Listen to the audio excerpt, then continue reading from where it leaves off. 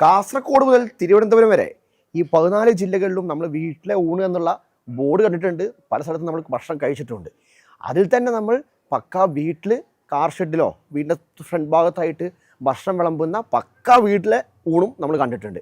പക്ഷേ ഈ വീട്ടിലെ ഊണ് അതൊരു വെറൈറ്റി ആട്ടോ. അതായത് വീട് മൊത്തം ചുരുക്കി പറഞ്ഞാൽ വീട്ടിലെ ഊണാണ്. അതായത് ഇവിടെ ടെറസിൽ ഡൈനിങ് ഉണ്ട്, താഴെ കാർപോസിൽ ഡൈനിങ് ഉണ്ട്, അകത്തെ റൂമിൽ കയറിയ അവർ താമസിക്കുന്ന 1 or 2 റൂം ഒഴികെ ബാക്കി എല്ലായിടത്തും ടേബിൾ മേശയിട്ടേക്കുന്നു.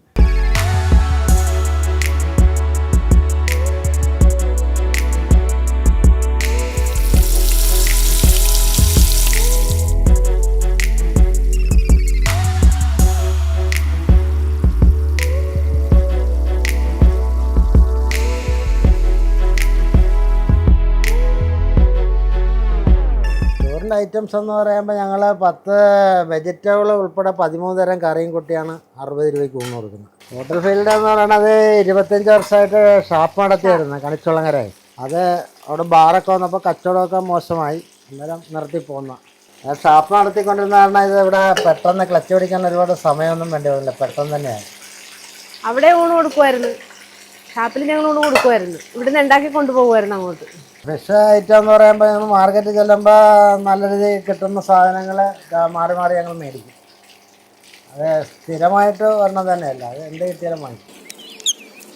ഭയങ്കര കാമൻ കോയറ്റ സ്ഥലം കേട്ടോ. അതായത് ഒരു സാധാ പക്ക നാട്ടിൻപുറം. റോഡെല്ലാം കണ്ടോ, കാലി റോഡ്. അതായത് 12:30 കഴിഞ്ഞ് 1 മണിയൊക്കെ ആകുമ്പോൾ പിന്നെ അങ്ങോട്ട് തിരക്കാം. പിന്നെ റോഡിലെ അവസ്ഥ നിങ്ങൾ കാണണം, കാരണം വണ്ടികൾ വന്ന് അടിയും. കാരണം ഊൺ തയ്യാർ എന്നുള്ള ബോർഡ് ഇവിടെ പുറത്തെത്തിക്കഴിഞ്ഞാൽ പിന്നെ തിരക്കോട് തിരക്കായിരിക്കും.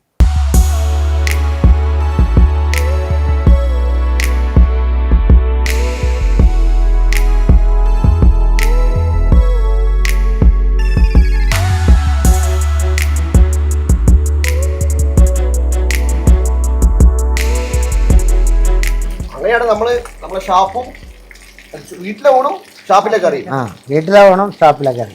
ഇനി വല്ല ഷാപ്പിന് പ്ലാൻ ഉണ്ടോ? ഷാപ്പിന് പോകത്തില്ല. വീട്ടിലെ ഊണ് തൃപ്തികരമാണ്.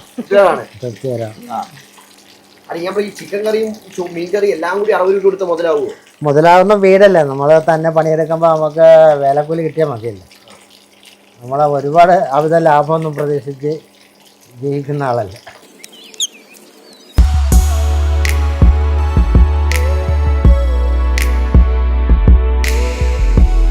ഞാൻ നേരത്തെ പറഞ്ഞില്ലേ 12:30 മണിക്ക് ശാന്തസുന്ദരമായ പ്രദേശം. ഇപ്പോൾ നോക്ക്, വണ്ടികൾ ചീറിപ്പോയി. ഇപ്പോൾ തന്നെ 1, 2, 3, 4, 5, 6 ബൈക്ക്, 3 കാറ് ഇങ്ങനെ വന്നുകൊണ്ടിരിക്കുക ആൾക്കാർ.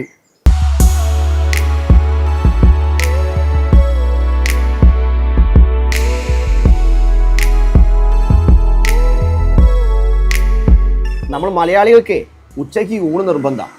എന്നാൽ ഒരു പൊരിച്ചതോ അല്ലെങ്കിൽ മീൻകറി സ്പെഷ്യലൊക്കെ ഇല്ല, നമുക്ക് ഭക്ഷണം ഇറങ്ങില്ല. അതാണ് സത്യാവസ്ഥ. അതിലാണ് ഇവിടുത്തെ പ്രത്യേകത കേട്ടോ. 60 രൂപ ചിലവായി കഴിഞ്ഞാൽ 13 കൂട്ടം. അതായത് നമുക്കൊരു സ്പെഷ്യൽ വാങ്ങണമെങ്കിൽ എന്തൊക്കെ വാങ്ങണം? ഒരു ചിക്കൻ കറി കൂട്ടി കഴിക്കാൻ ചിക്കൻ കറി ഉണ്ട് ചോറിൻ്റെ കൂടെ തന്നെ വിത്ത് പീസ്. ഈ മീൻ കറി പറഞ്ഞാലോ മീനിൻ്റെ കഷ്ണടക്കമുള്ള മീൻ കറി ഉണ്ട്. അപ്പോൾ നിങ്ങൾക്ക് വേണ്ട മീൻ പൊരിച്ചാണെങ്കിലോ മീൻ പൊരിച്ചതും ഉണ്ട്.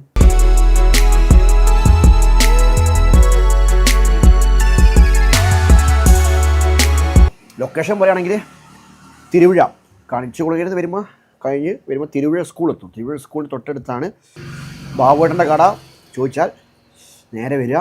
കാരണം ആലപ്പുഴ വരുന്ന ആൾക്കാർ നിർബന്ധമായി വരണം. കാരണം 60 രൂപയ്ക്ക് ഇത്രയും കൂട്ടം ഐറ്റംസ് ആയിട്ട് ആരാ ചോറ് കൊടുക്കുക? മീൻ കറിയും ചിക്കൻ കറിയും എല്ലാം ചേർത്ത് മീൻ പൊരിച്ചതുണ്ട്. ഞാൻ എല്ലാം കഴിച്ചിട്ട് വിട്ടേക്കും. നാളെ വീണ്ടും വേറൊരു സ്ഥലത്തുനിന്ന് കാണാം. പോട്ടെ.